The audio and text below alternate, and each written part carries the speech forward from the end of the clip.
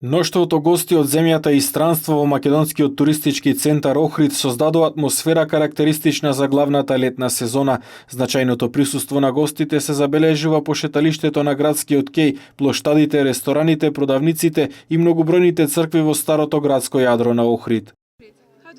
I like it very much and I am a tour guide. Многу ми се допаѓа вашиот град. Јас сум туристички водич, доаѓам тука од 10 години и многу сум воодушевен од природните убавини, културно-историските споменици. Многу е убаво.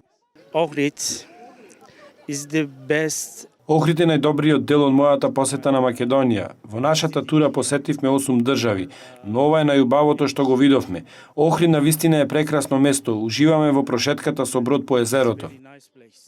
It's beautiful. It's really beautiful. Убаво е. Навистина Охрид е убав град. Езерото е неверојатно. Сакам што сум овде. Народот е љубезен и добар, а храната е совршена.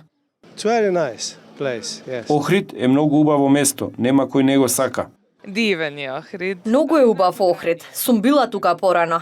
Не сум прв пат овде. Ми се допаѓа градот колку е убав, особено езерото. Pa mi smo došli iz Slovenije. Ние дојдовме од Словенија и многу ни е убав Охрид.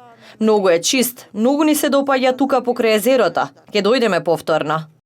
Охридските угостителско-туристички работници не го кријат задоволството, бидејќи освен гости од соседството, за празниците и продолжениот великденски викенд во нашиот најголем туристички центар допадува и голем број домашни гости. Сега за овој празничен викенд најголем број имаме гости домашни од Бугарија и од Грција. Другите земји се во многу помал обем зафатени. За Великден имаме со 2 и со 3 дена аранжмани.